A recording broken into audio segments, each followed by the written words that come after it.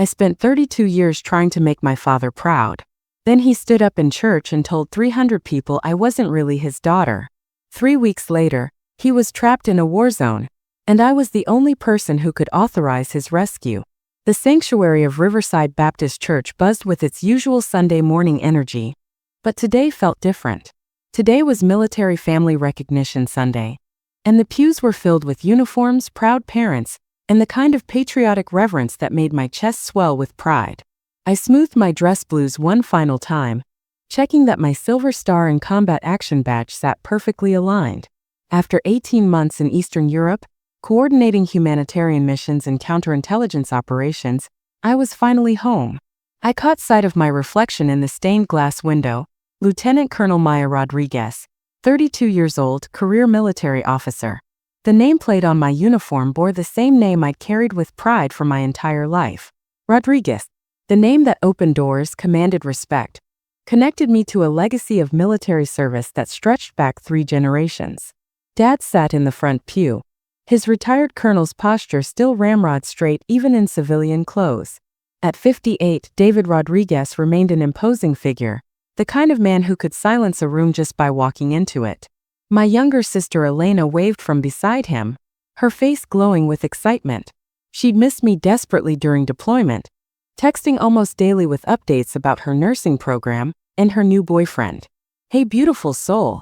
Before we dive in, show some love with a like, tap subscribe and tell me, where in this big beautiful world are you watching from? Pastor Williams stepped to the podium, his warm smile encompassing the congregation. Today we honor our military families, the backbone of our freedom. He began calling names and families stood for recognition. The Hendersons, whose son was deployed in the Pacific. The Washingtons, celebrating their daughter's recent promotion to captain. Each family basked in the community's appreciation, children beaming as their parents were acknowledged. And now, Pastor Williams continued, his voice carrying that special timbre reserved for moments of significance, we have someone very special with us today. Lieutenant Colonel Maya Rodriguez has just returned from a highly classified mission in Eastern Europe. Colonel Rodriguez, would you please stand? I rose, feeling the familiar flutter of pride mixed with humility. Scattered applause filled the sanctuary. This was my moment, my homecoming, my recognition, my place in the community that had watched me grow from a driven teenager into a decorated officer. But then Pastor Williams paused, his expression shifting slightly. Actually, before we continue, Colonel David Rodriguez has asked to say a few words about military service and family. My father stood, and something in his bearing made the fine hairs on my arm stand up. This wasn't planned. Dad hadn't mentioned wanting to speak. He walked to the podium with deliberate steps, each footfall echoing in the suddenly quiet sanctuary. Thank you, Pastor Williams. Dad's voice carried the authority of decades in command. I've served my country for 35 years, and I've learned that military families face unique challenges. We face hard truths that civilian families never have to confront. The congregation leaned forward slightly, expecting a standard speech about sacrifice and service. Elena smiled encouragingly at Dad, completely unaware of what was coming. I felt my stomach tighten, though I couldn't explain why. I want to be clear about something that's been weighing on my heart, Dad continued, his voice growing stronger, more decisive. Maya may carry my name, and she may wear that uniform with distinction, but I need to be honest with this community that has supported our family for so many years. The sanctuary fell into complete silence.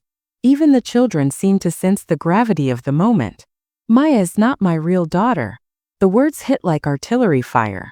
I felt every eye in the room snap to me, felt Elena's sharp intake of breath, heard someone's program flutter to the floor. Her mother Grace made certain choices before she died, and I've carried that burden long enough. I raised Maya as my own because it was the right thing to do, but I won't pretend anymore that she represents the Rodriguez family legacy. My legs felt like water.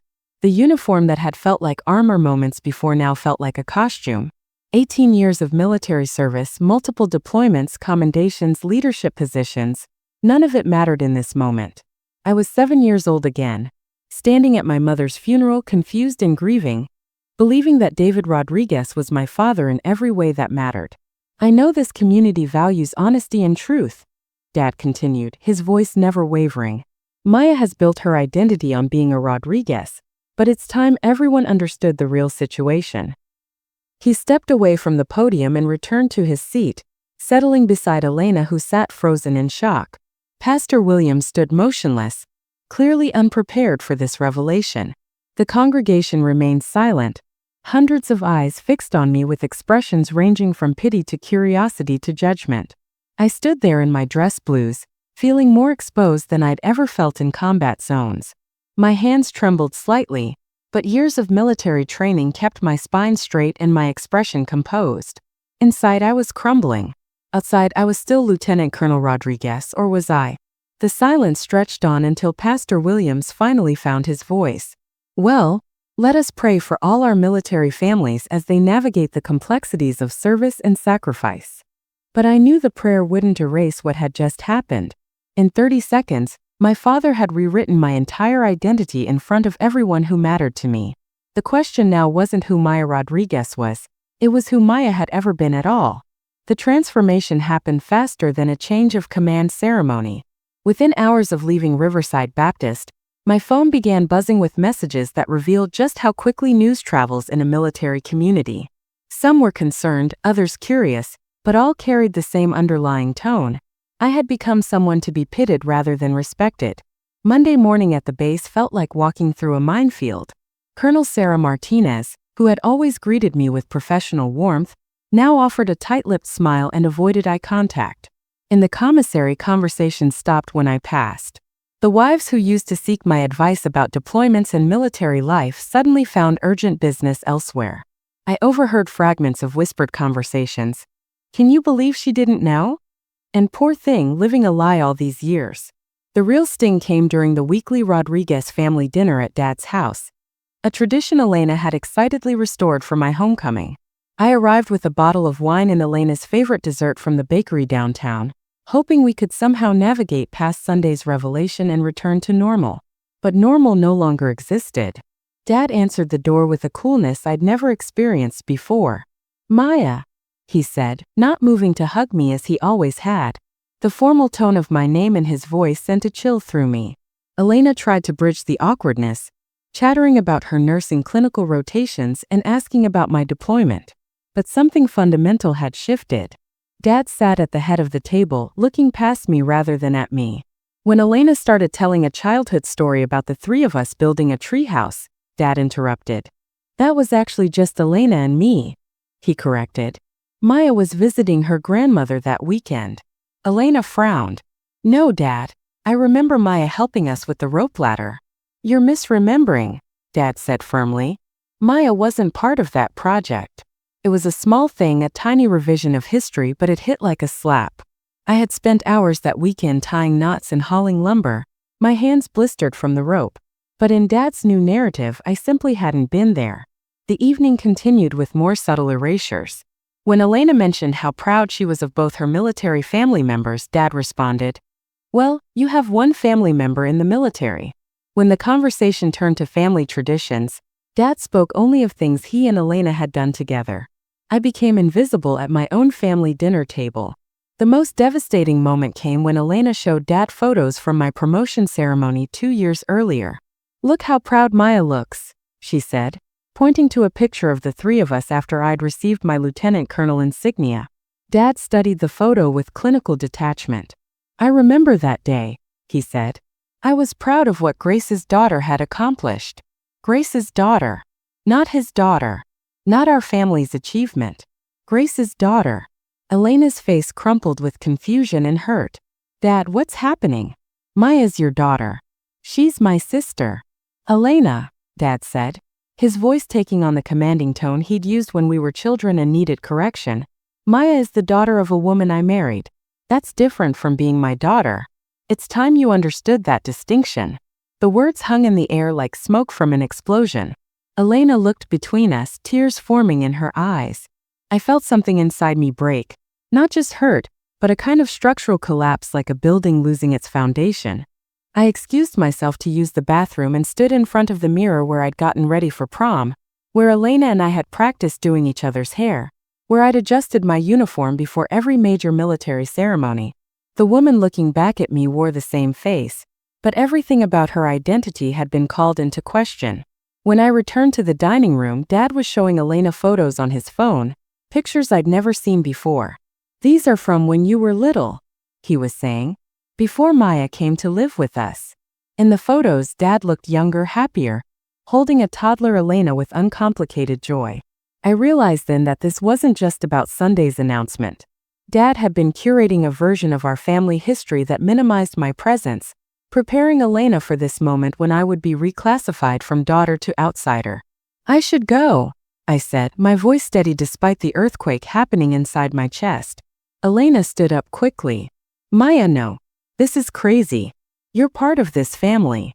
But Dad remained seated, cutting into his steak with deliberate precision. "Maya's always welcome for dinner," he said without looking up. "Grace's daughter will always have a place at our table." The careful phrasing wasn't lost on me. Grace's daughter could visit. Grace's daughter could be welcomed. But Grace's daughter wasn't family in the way that mattered. I drove home to my apartment near the base, the silence in my car deafening after years of deployment where silence meant danger. But this was a different kind of threat, not to my physical safety, but to everything I believed about myself and my place in the world. That night, I sat in my living room surrounded by family photos and military commendations, trying to figure out which version of Maya Rodriguez was real. The woman who had earned every medal through blood, sweat, and determination, or the woman who had apparently been living a lie for 25 years. For the first time since joining the military, I didn't know who I was fighting for anymore. The sleepless night after that disastrous family dinner sent my mind spiraling back to memories I'd carefully buried. I found myself sitting on my kitchen floor at 3 a.m., surrounded by photo albums and military documents, trying to piece together the truth from fragments of a childhood I'd apparently misunderstood. The first memory that surfaced was from when I was 7 years old, standing in a hospital corridor that smelled of disinfectant and grief. Mom, Grace, lay in the ICU after the training accident that would take her life 2 days later. I remember her face, swollen and bruised but still beautiful, her dark hair spread across the white pillow like spilled ink. Her voice was barely a whisper when she spoke those final words to Dad. "Take care of our Maya. Our Maya. Not just Maya. Our Maya." I had clung to those words for 25 years, believing they proved I belonged to both of them equally. But now, in the harsh light of Dad's revelation, I wondered if Grace had emphasized our because she knew something I didn't, that without her alive to claim me, my place in David Rodriguez's life would be uncertain. Dad's response that day had seemed like a sacred promise. "She's my daughter in every way that matters, Grace. I swear it. Every way that matters." Past tense, apparently. I pulled out my old school photos, studying them with new eyes. There I was at 8, gap-toothed and grinning, standing between Dad and Elena at her kindergarten graduation. Dad's hand rested on Elena's shoulder while his other arm hung loosely at his side, not quite touching me. At 9, posing for the family Christmas card. Elena nestled against Dad's chest while I stood slightly apart, my smile bright but my body language somehow separate. The pattern was there once I learned to see it. Family vacations where Elena got the window seat in the car while I sat in the middle. Birthday parties where Dad's attention focused entirely on Elena, while I helped serve cake and clean up. School events where he cheered loudly for Elena's performances, but offered polite applause for my academic awards. I had attributed it to birth order, to Elena being younger and needing more attention. I had told myself that Dad's quiet pride in my achievements was simply his way, more reserved, more military. I had made excuses for 25 years for behavior that now revealed itself as systematic emotional distance.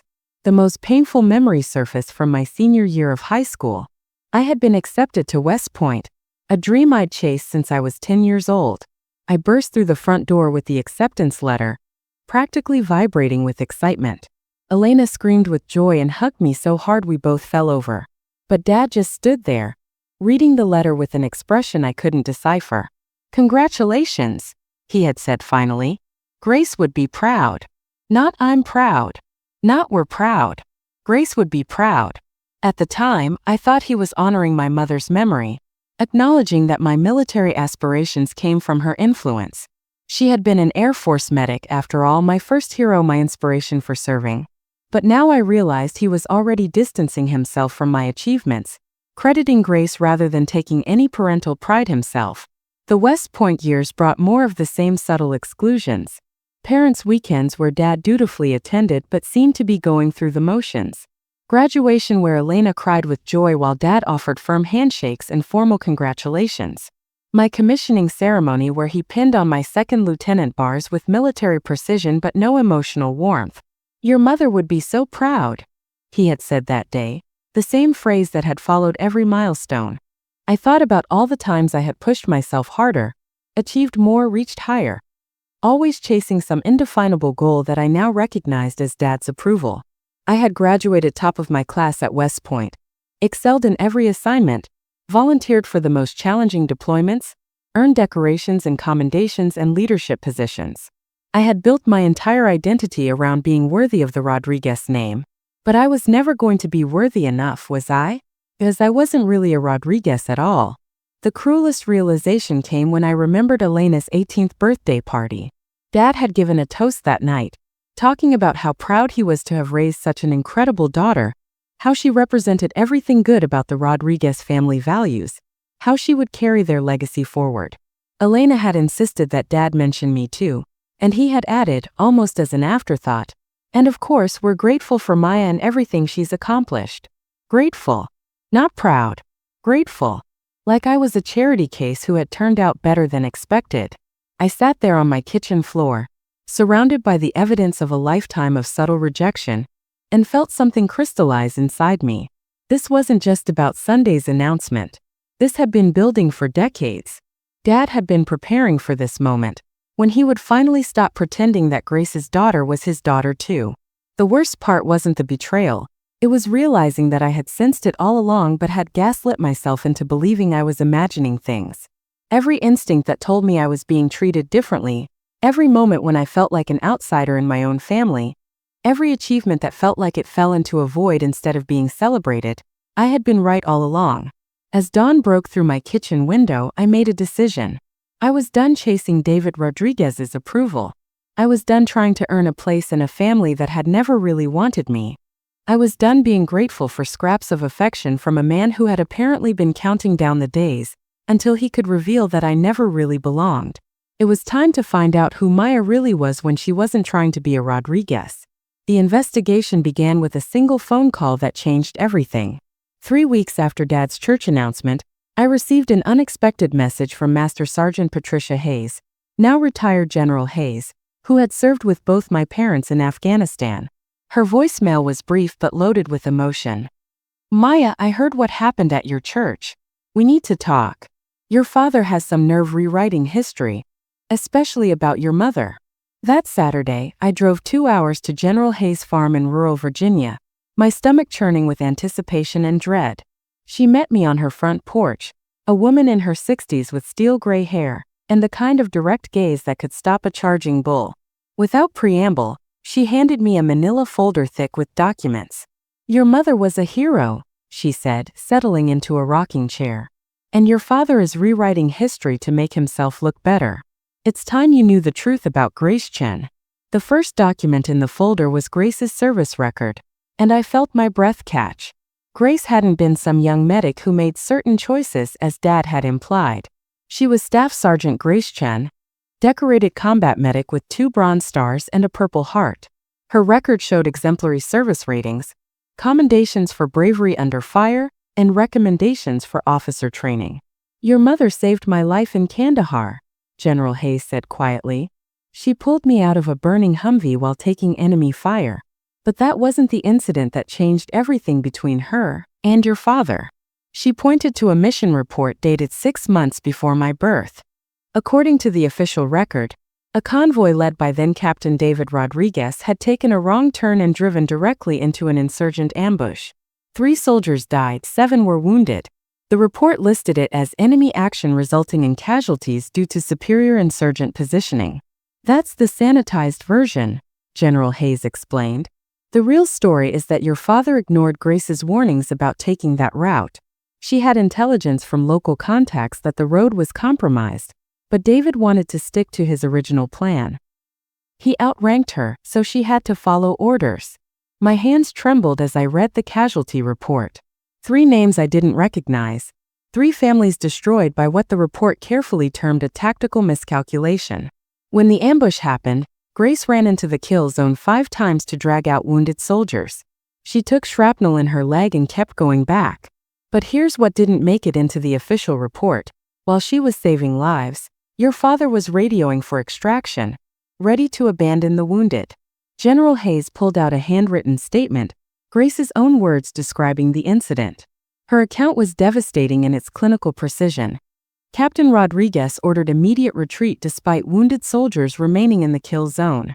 When I refused to abandon Corporal Morrison, who was bleeding out from a leg wound, Captain Rodriguez threatened me with insubordination charges. I continued medical aid while returning fire until reinforcements arrived. Grace could have ended your father's career with that report, General Hayes continued. Instead, she buried it. She said David had a family to support, and that destroying him wouldn't bring back the dead. But David knew what she had on him. The next document was even more explosive. A letter from Grace to a friend, written 2 months before her death. In it, Grace described feeling increasingly isolated within her unit, facing subtle retaliation for questioning command decisions. She wrote about David's growing hostility toward her, how he had started treating her with cold professionalism instead of the warmth of early marriage. He married her because she saved his career, General Hayes said bluntly, and he resented her for it every day afterward. But the most damning evidence was financial.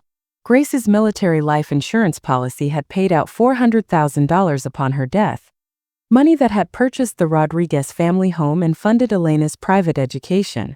David had built his comfortable post-military life on the foundation of Grace's sacrifice, both literally and financially. There's more, General Hayes said, producing a copy of Grace's final mission report. On the day she died, Grace had been investigating reports of supply theft within the base. She was supposed to present her findings the morning after the training accident that killed her. The investigation died with her. Grace wasn't just brave, General Hayes said, her voice thick with emotion. She was ethical to her core. She couldn't stand corruption or cowardice, and she paid the price for it. I stared at the documents, feeling the ground shift beneath everything I thought I knew. Dad hadn't been the noble widower carrying the burden of raising another man's child. He had been a coward whose career was saved by the woman he now portrayed as irresponsible and burdensome. Your mother never told him who your biological father was, General Hayes added quietly. But she didn't need to. David knew that Grace was already pregnant when they married, and he agreed to raise you as his own. It was the least he could do after what she'd done for him. The final document in the folder was a recommendation letter Grace had written for David's promotion, submitted just weeks before her death. In it, she praised his leadership, his dedication to his soldiers, his potential for higher command. Even after everything, even knowing what kind of man he really was, Grace had still tried to protect his career. She loved him, General Hayes said simply. Despite everything, she loved him and wanted him to succeed. And this is how he honors her memory. I drove home that evening with my entire worldview shattered and rebuilt. Grace Chun hadn't been the irresponsible woman Dad had painted in his church speech. She had been a decorated war hero who had saved lives, saved careers, and saved the reputation of a man who was now destroying hers. Dad's burden had actually been his salvation. His honesty about Grace's choices was actually a decades-long campaign to rewrite history and position himself as the long-suffering victim rather than the beneficiary of her sacrifice. For 25 years, I had been trying to earn the approval of a man whose entire comfortable life had been built on my mother's heroism and integrity. The irony was almost too bitter to swallow. But more than that, I finally understood who I really was. I wasn't Grace's mistake or David's burden. I was Grace Chen's daughter, and that was something to be proud of. The Monday after my meeting with General Hayes, I made a decision that would have shocked my younger self. I chose silence. Not the silence of defeat or shame, but the strategic quiet of someone preparing for war. I had spent my entire military career learning that the most devastating attacks often come from enemies who reveal nothing of their intentions until the moment they strike. Elena called that evening, her voice thick with worry. Maya, you haven't answered my texts. Dad's been asking if I've heard from you. Are you okay? I'm fine, I said, keeping my tone neutral. Just been busy with work. But what about Sunday dinner this week? You always come to Sunday dinner. I have some things to take care of, I replied. Tell Dad I hope he has a nice meal. The disappointment in Elena's voice was palpable, but I couldn't explain to her what I was really doing. She still believed in the version of our family that Dad had carefully constructed, where he was the noble father figure and I was the grateful daughter he had raised out of duty. She wasn't ready for the truth about Grace, about David's cowardice, about the lie our entire family dynamic had been built on. Instead of the emotional confrontation everyone expected, I began a systematic withdrawal. I stopped attending family gatherings without explanation or drama. When Elena pressed for reasons, I simply said I was reassessing priorities. When Dad's friends at church asked about my absence, I smiled politely and mentioned being busy with base responsibilities. My colleagues noticed the change too. Colonel Martinez, who had been treating me with careful distance since Dad's announcement, seemed puzzled by my calm demeanor. She had probably expected me to be devastated, defensive, or desperate to prove myself. Instead, I carried myself with the same professional competence I always had, but with a new quality of detachment that made people uncertain how to read me. The base chaplain, Captain Rodriguez, no relation despite the name, approached me after the weekly briefing. Maya, I heard about some family challenges you're facing. If you need someone to talk to. Thank you, Chaplain, I said with a genuine smile. But I'm actually doing quite well. Sometimes stepping back gives you better perspective on things. His confusion was obvious. This wasn't how family rejection stories usually went. People expected drama, tears, desperate attempts to prove worthiness. They didn't expect the calm confidence of someone who had discovered something valuable in the wreckage. My apartment became my fortress of solitude. I spent evenings not sulking or drinking wine like a heartbroken daughter, but researching.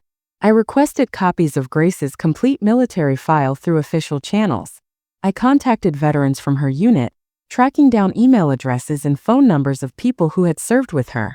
I reached out to the families of the soldiers she had saved, introducing myself simply as Grace Chen's daughter who wanted to learn more about her mother's service. Each conversation revealed another piece of the woman David had tried to erase. Sergeant Williams, who Grace had pulled from that burning vehicle, broke down crying when I called. Your mother was the bravest person I ever knew, he sobbed. She saved my life, and I never got to thank her properly. Corporal Morrison's widow sent me a photo of Grace holding her husband's hand in the field hospital after the ambush. She stayed with him for 6 hours until the medevac arrived, she wrote. She wouldn't leave him alone. With each revelation, my silence grew more purposeful. I wasn't hiding from the truth. I was gathering it piece by piece, building a complete picture of who Grace Chan really was. And more importantly, I was discovering who Maya Chun could become when she stopped trying to be worthy of the Rodriguez name. Dad called twice during those weeks of withdrawal. Both times I let it go to voicemail. His messages were carefully neutral. Maya, just checking in. Elena's worried about you. Call when you get a chance. I didn't call back. Not out of spite, but because I had nothing to say to him yet. When I was ready to speak, I would have something worth saying. The silence wasn't empty. It was full of purpose, full of gathering strength, full of preparation for whatever came next. For the first time in my life, I wasn't performing for David Rodriguez's approval, or trying to earn my place in his version of the family story. I was writing my own. My dining table became a war room. Spread across its surface were copies of military records, personnel files, witness statements, and photographs that painted a picture so different from Dad's narrative that it felt like discovering a parallel universe. Each document was another nail in the coffin of his carefully constructed lies.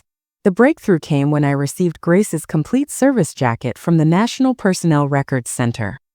Hidden in the stack of routine paperwork was a citation I'd never seen before, a recommendation for the Silver Star that had been submitted just days before Grace's death. The recommending officer was Colonel James Patterson, who had witnessed Grace's actions during the convoy ambush that Dad had tried to cover up. Patterson's words were searing. Staff Sergeant Chun displayed extraordinary heroism under fire, repeatedly exposing herself to enemy contact to rescue wounded personnel. Her actions saved 7 lives and prevented the complete loss of the convoy. SSG Chin's courage and dedication to her fellow soldiers exemplify the highest traditions of military service. The recommendation had been filed and forgotten, buried in bureaucratic limbo after Grace's death. No one had followed up. No one had pushed for the recognition she deserved. Dad had certainly never mentioned it. I called Colonel Patterson, now retired in Arizona. His voice shook when I introduced myself as Grace's daughter. "Maya," he said quietly. "I wondered what happened to Grace's little girl. Your mother was the finest soldier I ever had the privilege to serve with. Why wasn't she awarded the Silver Star?" I asked directly. A long pause. "Politics," he said finally. "Your father had influence with the review board. He suggested that Grace had acted recklessly, that awarding her might encourage other soldiers to take unnecessary risks. He painted her heroism as insubordination." My pen stopped moving across the notepad. "Dad blocked my mother's Silver Star? I'm sorry, Maya. I should have fought harder for her." But David Rodriguez was persuasive, and Grace wasn't there to defend herself anymore. That evening, I opened Grace's personal effects box that had been stored in my closet for years, items Dad had given me when I graduated from West Point, saying I was old enough to handle her things. Inside were letters Grace had written but never sent, a journal from her deployment, and photographs that told a completely different story than the one Dad had been selling. One letter, addressed to her sister in California, was particularly revealing. "David has been different since the convoy incident. He knows I could have reported what really happened, but I love him too much to destroy his career. I just hope he can find a way to live with himself. Some men become better after facing their failures. Others become bitter. I pray David chooses better." Grace's journal entries from her final months showed a woman growing increasingly isolated but never losing her moral compass. She wrote about supply shortages that didn't add up, about requisitions that disappeared, about her growing suspicion that someone in the command structure was skimming resources meant for the troops.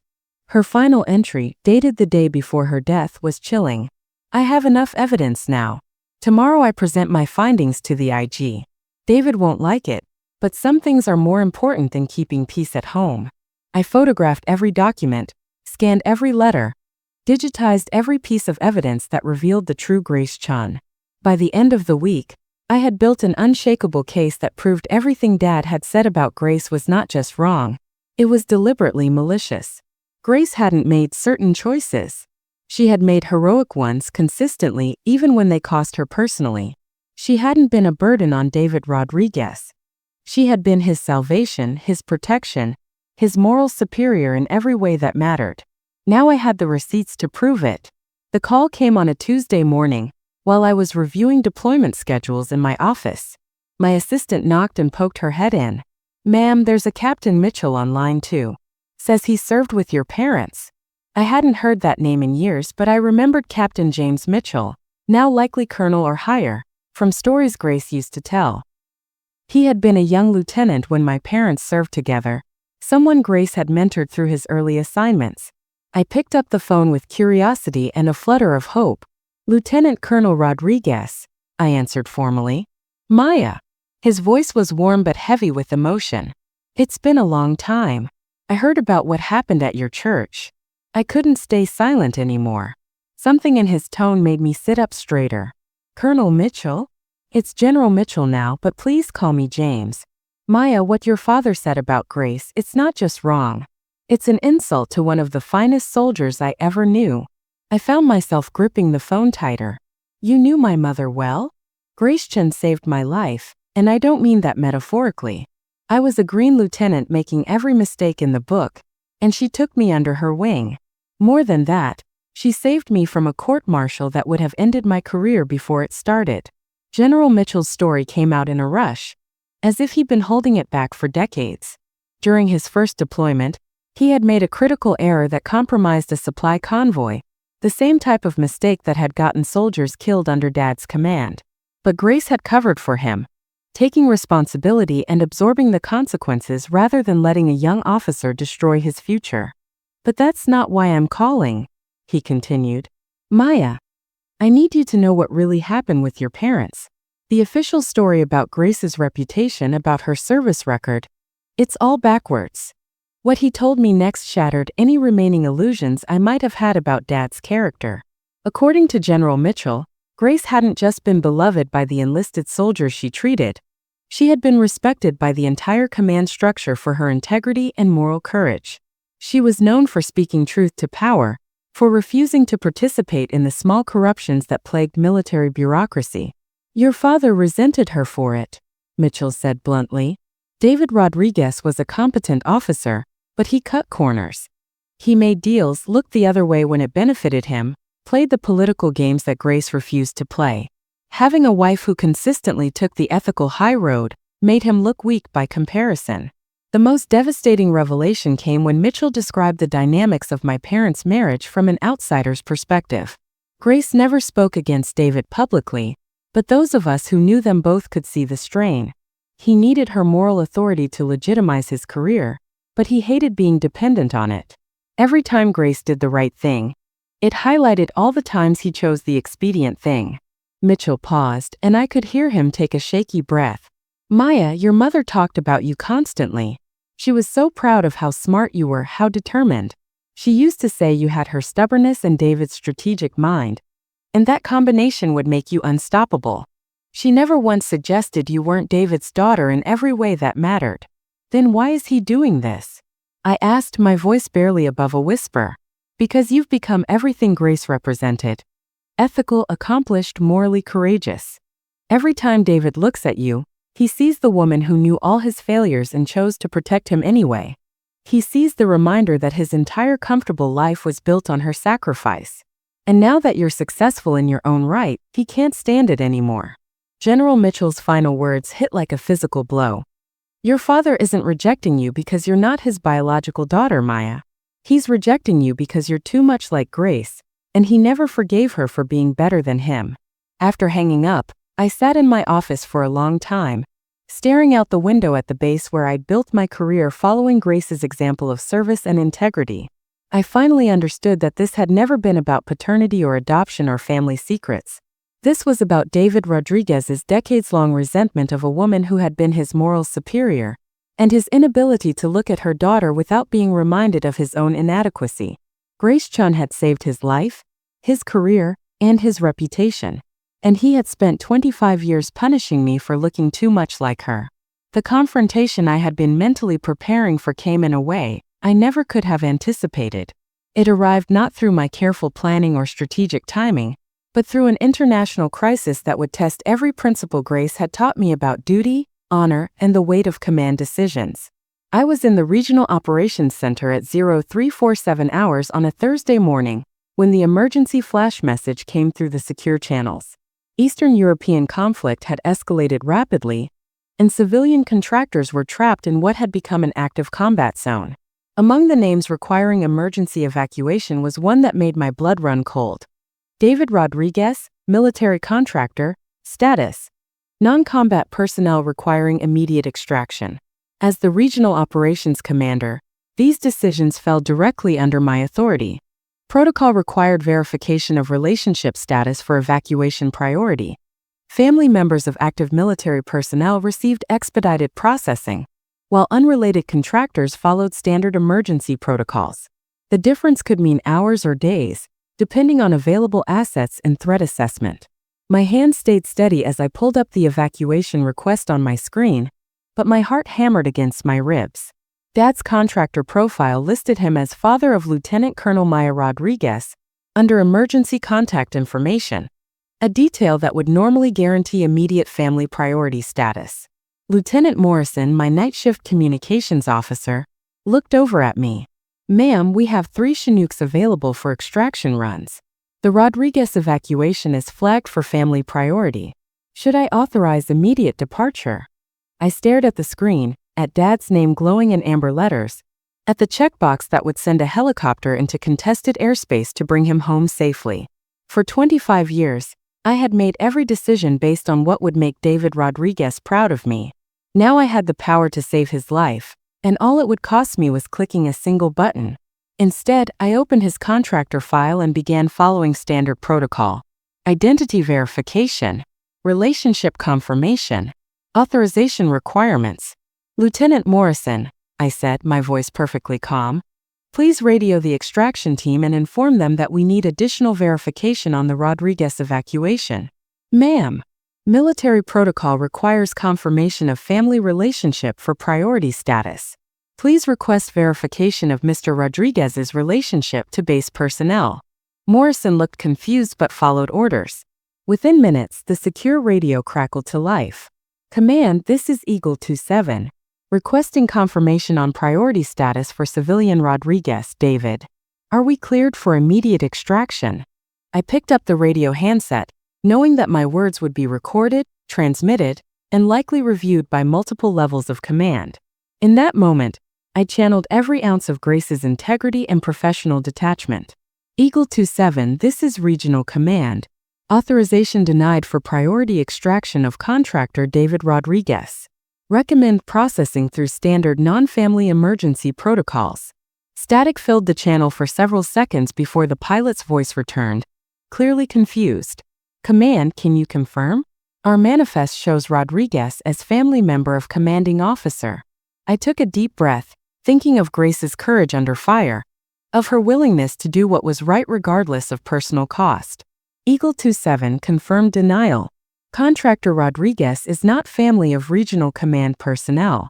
He should be processed according to standard evacuation protocols for unrelated civilians. The implications were immediate and devastating. Instead of immediate extraction, Dad would wait in a secure compound for 72 hours while higher priority evacuations were completed. It wasn't abandonment. He would be safe, fed, and ultimately extracted. But it wasn't the family priority that would have brought him home that day. 20 minutes later, my secure phone rang.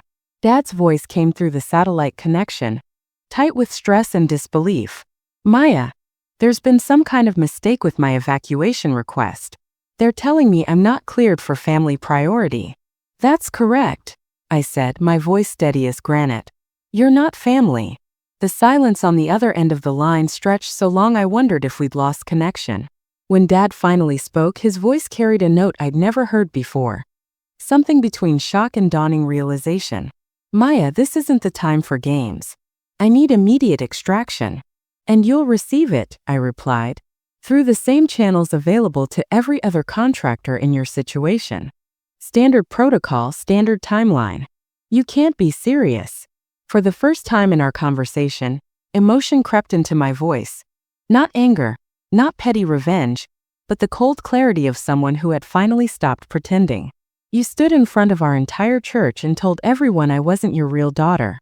You've spent weeks making it clear that I'm Grace's responsibility, not yours. I'm simply respecting your stated position on our relationship. The call ended without another word.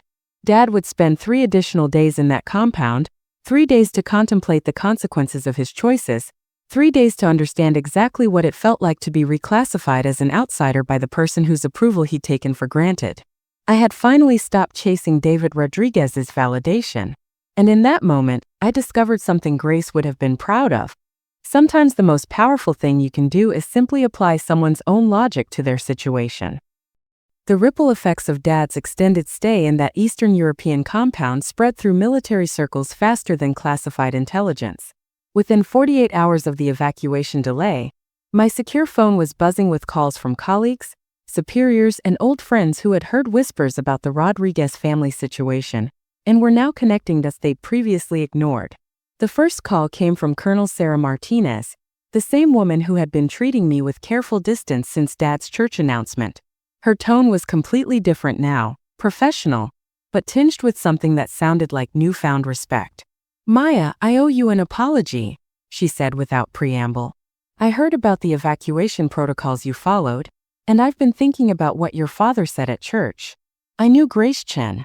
I was a lieutenant when she served, and she was legendary among the medical corps. Your father's version of events doesn't match the woman I knew. More calls followed.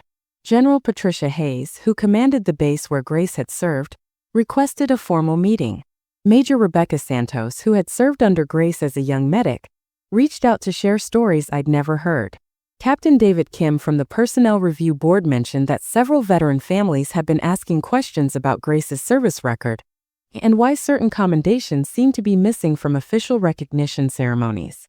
But the most significant response came from an unexpected source, Riverside Baptist Church itself. Pastor Williams called on a Friday evening, his voice heavy with regret and something that sounded like embarrassment. "Maya, I've been doing a lot of praying and thinking since that Sunday," he began. "Several members of our congregation have approached me with concerns about how your father chose to share such personal information in a public setting. More importantly, I've learned some things about your mother's military service that put your father's words in a very different light. It turned out that Mrs. Eleanor Washington, whose son had served in Afghanistan, had been quietly conducting her own investigation after Dad's announcement. She had contacted military families in the congregation and discovered that several of them knew Grace Chen's reputation, not as the irresponsible woman Dad had portrayed, but as a decorated combat medic whose heroism was still talked about in veteran circles. Maya," Pastor Williams continued, "I want you to know that our church family is reconsidering how that situation was handled. Your mother's service and sacrifice should have been honored, not diminished. And you should never have been put in that position." The conversation that really shattered Dad's narrative came from an unexpected source, Elena herself. 3 days after Dad's return from overseas, she called me, her voice shaking with anger and betrayal. "Maya, I confronted Dad about Mom's Silver Star recommendation," she said without preamble.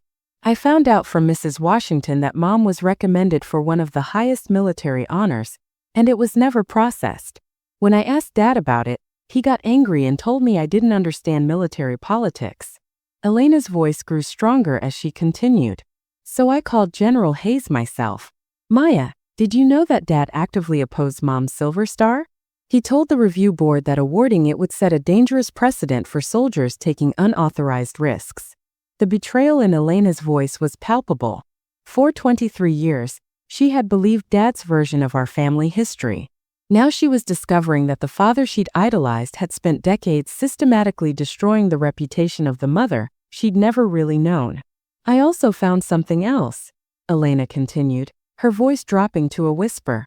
"I was going through Dad's old files to understand more about Mom's service, and I found financial records. Maya, Mom's life insurance paid for our house, my private school, Dad's truck, everything. He built our entire comfortable life on money that came from her death benefits." The institutional shift accelerated when General Hayes formally reopened the review of Grace's posthumous Silver Star recommendation. The military's Personnel Review Board launched a quiet investigation into why certain commendations from that era had been delayed or denied, with particular attention to cases where surviving spouses might have influenced the review process. Word spread through the base that Lieutenant Colonel Rodriguez had handled the evacuation crisis with exactly the kind of professional integrity that her mother had been known for. Instead of the family drama people had expected, they saw a senior officer applying military protocol consistently and fairly regardless of personal relationships. The contrast between my professional handling of the situation and Dad's public emotional outburst at church was stark. Military families began talking about how Grace Chen had raised a daughter who embodied the same values of duty and honor that had made Grace legendary. At the base commissary in the officers' club during command briefings, I began noticing a shift in how people interacted with me. The careful distance was replaced by something warmer. Respect for someone who had proven that personal attacks couldn't shake her professional composure. Colonel Martinez summed it up during a staff meeting. "In times of crisis, we see people's true character." Lieutenant Colonel Rodriguez demonstrated exactly the kind of steady leadership we expect from our senior officers. The irony wasn't lost on me. Dad's attempt to diminish my standing in the community had backfired spectacularly. By handling his crisis with grace-like integrity while he publicly displayed emotional instability, I had inadvertently proven that I was indeed my mother's daughter, and that was something the military community respected deeply. The institutional machinery that Dad had once navigated so skillfully was now working against him. His version of events was crumbling under the scrutiny of people who had actually known Grace Chen, and his behavior during the evacuation crisis had revealed character flaws that made his credibility questionable. For the first time in my adult life, I wasn't fighting for acceptance in the military community. I had earned something much more valuable, their recognition that I belonged there on my own merits, carrying forward a legacy of service that had nothing to do with David Rodriguez's approval. The phone call that changed everything came on a Tuesday morning in October, exactly 2 months after Dad's church announcement. General Patricia Hayes' voice carried the kind of controlled excitement that military leaders reserve for truly significant moments. Maya, I have news that I think will interest you. The Personnel Review Board has completed their investigation into delayed commendations from your mother's era. Grace Chen's Silver Star has been approved for posthumous presentation. The ceremony will be held at Arlington National Cemetery next month. I set down my coffee mug with shaking hands. After all these years? The evidence was overwhelming once we had all the facts, General Hayes explained. Your mother's heroism was never in question. Only the politics that prevented proper recognition. The review board was particularly disturbed to learn that family members had actively opposed the original recommendation. The words hung in the air with their full implication. Dad's interference hadn't just been bureaucratic foot-dragging. It had been active sabotage of his own wife's legacy. But General Hayes wasn't finished. There's something else, Maya. The Secretary of Defense was briefed on the review findings, and your handling of the recent evacuation crisis came up as an example of exemplary leadership under pressure. You're being offered a promotion to full colonel and reassignment to the Pentagon, effective immediately after the ceremony. The promotion hit me like a physical blow. Full colonel meant I would outrank Dad's retired status. Pentagon assignment meant prestige he had never achieved. The timing, immediately after Grace's recognition ceremony, felt like the universe finally balancing the scales. I'll need some time to consider the assignment, I managed to say. Of course. But Maya, this isn't charity or politics. You've earned this. Your performance reviews, your leadership during deployment, your professional handling of family crises. You represent exactly what the military needs in senior leadership. After hanging up, I sat in my office for a long time, processing what had just happened. In the span of 2 months, I had gone from being publicly humiliated as an illegitimate daughter to being recognized at the highest levels of military command as exactly the kind of officer the service needed. The next step I took was purely personal, but it felt like the most important decision I'd made in years. I contacted the base legal office and initiated the paperwork to legally change my name. Maya Rodriguez would become Maya Chan, not out of spite toward Dad, but out of pride in the woman who had actually shaped my character and values. The legal name change process gave me time to reflect on what this transformation really meant. I wasn't just reclaiming my mother's identity. I was stepping into my own power in a way I'd never imagined possible.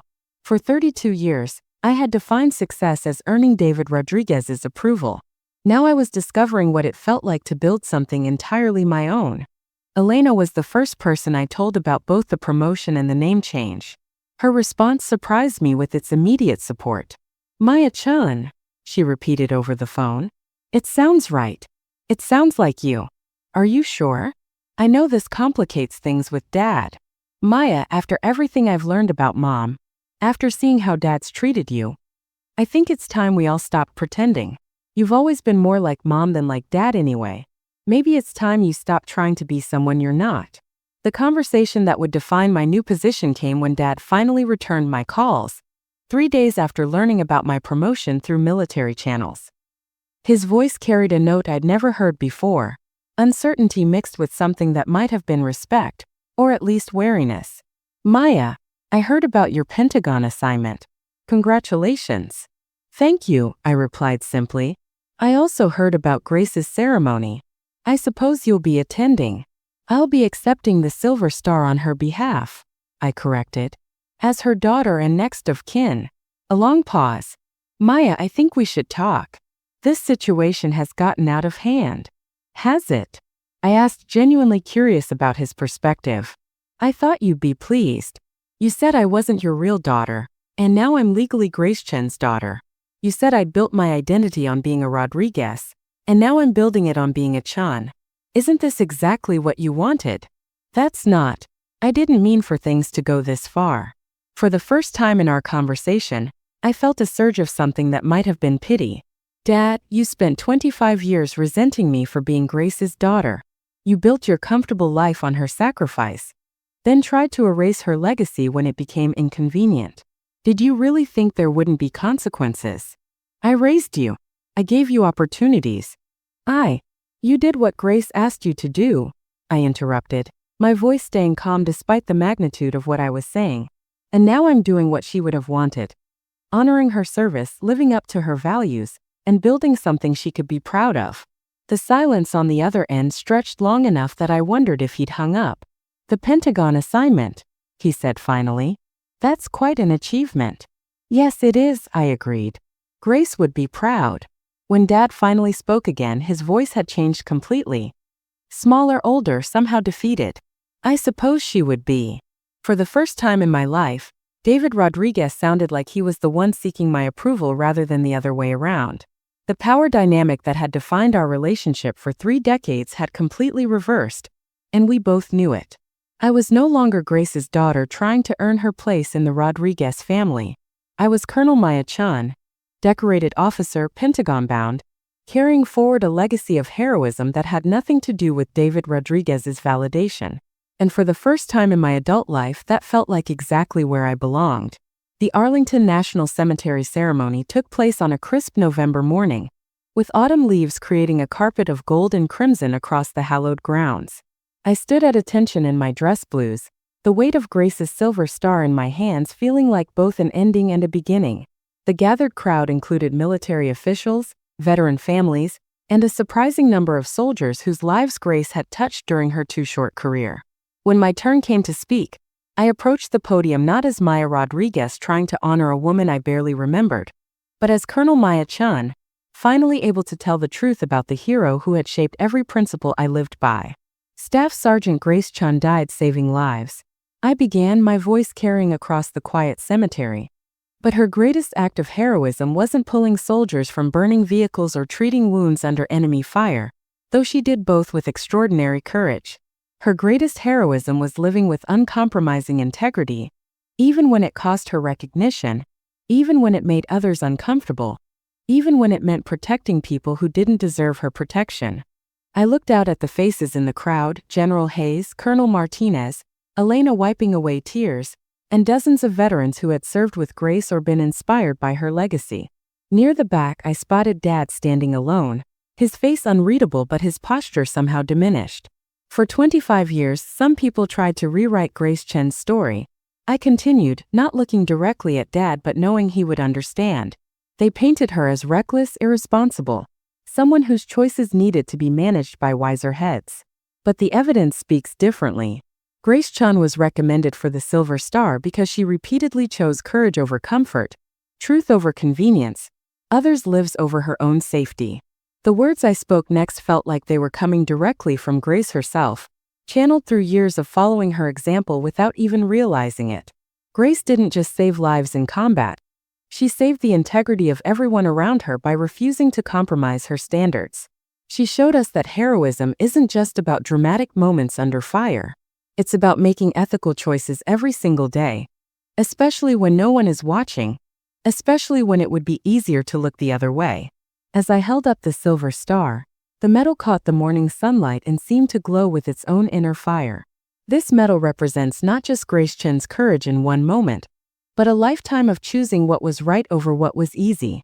She built her legacy one ethical decision at a time, one act of service at a time, one moment of integrity at a time.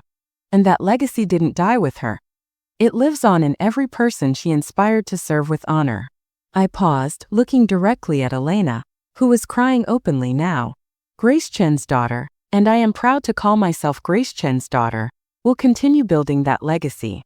Not through pursuing recognition or approval from others, but by following her example of service, integrity, and moral courage. Grace didn't need anyone else to validate her worth, and neither do I. The ceremony concluded with the folding of Grace's flag, and the presentation of her Silver Star to me as her next of kin.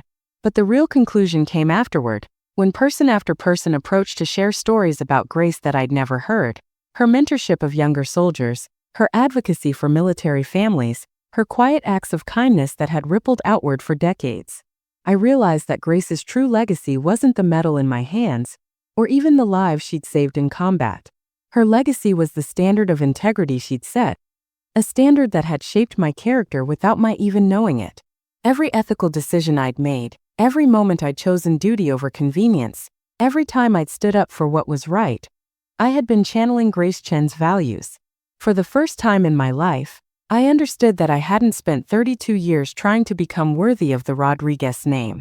I had spent 32 years unconsciously living up to the Chun legacy, guided by principles my mother had instilled in me before I was old enough to understand their power. I was exactly who Grace had raised me to be, and that was more than enough. The weeks following Grace's ceremony brought a parade of opportunities for revenge that I found myself completely uninterested in pursuing. Colonel Martinez mentioned that Dad's contracting company was up for renewal review, and that certain questions about professional judgment might affect the outcome.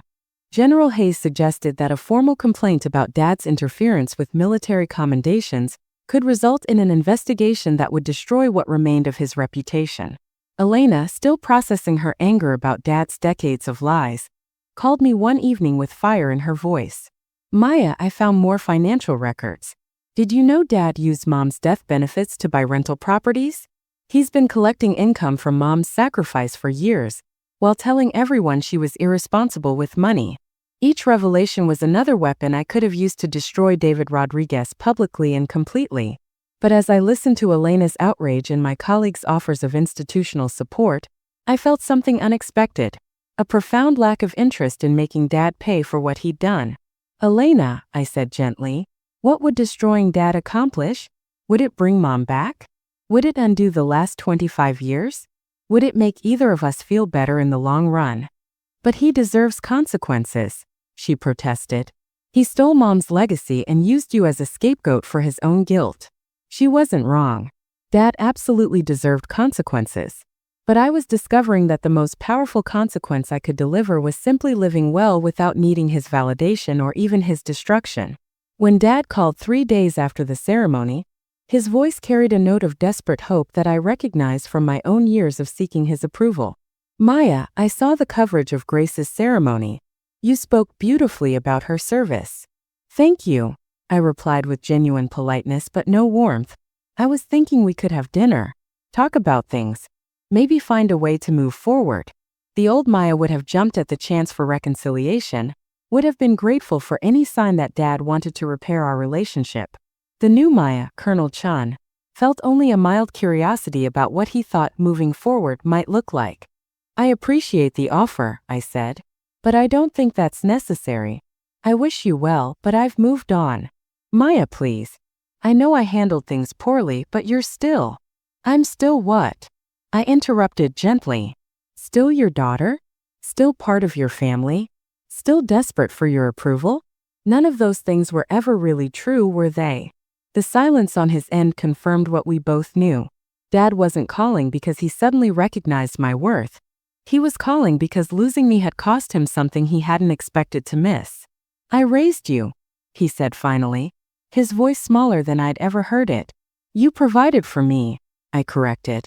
"Grace raised me. Her values, her integrity, her example, that's what shaped who I became. You gave me a roof and food and education, and I'm grateful for that. But you didn't raise me to be the person I am." When Elena pushed me to cut Dad off completely, to refuse all contact and make our estrangement public and permanent, I surprised her with my response. "Elena, cutting Dad off would still make him the center of my story. Refusing his calls, making public statements about our relationship, fighting with him, all of that keeps him relevant to my life.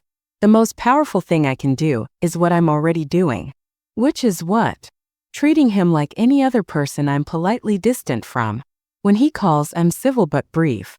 When people ask about him, I speak respectfully but without emotional investment. When he needs something, I apply the same professional courtesy I'd give any veteran, nothing more or less." This approach seemed to unnerve Dad more than active hostility would have. He was prepared for anger, for demands, for emotional confrontations. He wasn't prepared for courteous indifference from someone who had simply outgrown the need for his opinion. I had discovered something Grace would have appreciated. Sometimes the most devastating thing you can do to someone who has hurt you is to become genuinely happy without them. The final act of closure came on a quiet Saturday morning in December, exactly 6 months after Dad's church announcement. I stood in my Pentagon office, Grace's silver star displayed prominently on the bookshelf behind my desk, preparing a package that would serve as my last communication with David Rodriguez. Inside the carefully wrapped box was a framed copy of Grace's silver star citation alongside a professional photograph of her in dress uniform that I'd had restored from her personnel file. The photo showed Grace at her most radiant, confident, proud, wearing the decoration she'd earned through courage and integrity. It was the image of her that Dad had systematically removed from family displays over the years, replacing it with casual snapshots that downplayed her military achievements. The accompanying note was brief and composed with the same professional courtesy I would extend to any fellow veteran. David, I thought you should have copies of these documents for your records. Grace's Silver Star citation provides the accurate account of her final mission. The photograph shows her as she deserved to be remembered, as the decorated combat medic who saved countless lives, including yours. I hope you find peace in honoring her memory truthfully. Respectfully, Colonel Maya Chan. I mailed the package on the same day my Pentagon promotion was officially announced in the Military Times. The timing wasn't intentional, but it felt appropriate. Grace's legacy restored and her daughter's future secured in a single news cycle. Elena called that evening, having seen the promotion announcement. Maya, I'm so proud of you. And I think I understand now what you meant about not needing revenge. Dad called me after he got your package. He was crying. Good tears or bad tears? I asked, genuinely curious. I think they were complicated tears. He kept looking at Mom's photo and saying she looked so young, so proud. He said he'd forgotten how beautiful she was in uniform. Maya, I think seeing her like that, successful, decorated, honored, made him realize what he tried to erase. The foundation I established that winter became my true legacy project.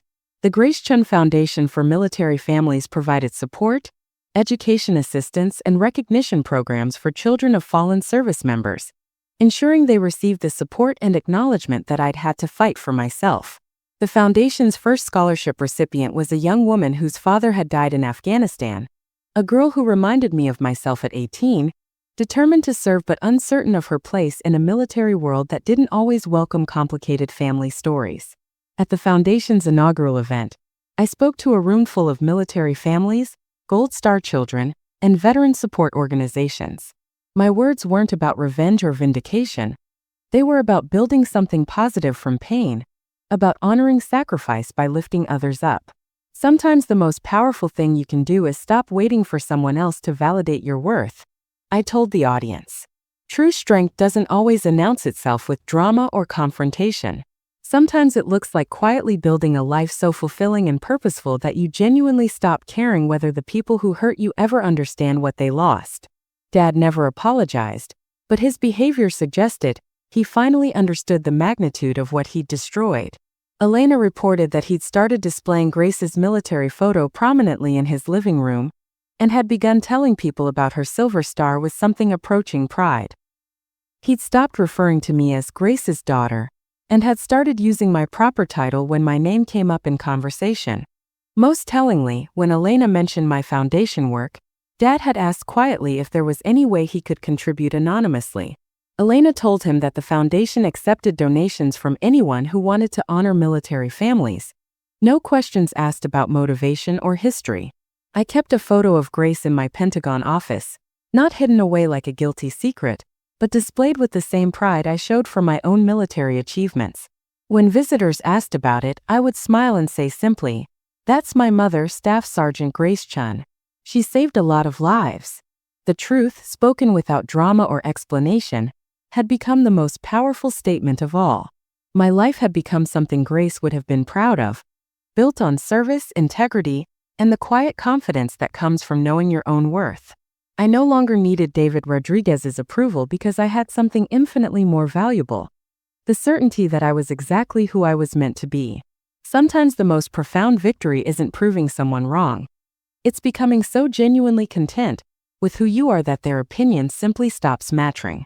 Strength doesn't always scream. Sometimes it just leaves quietly, builds something beautiful, and never looks back.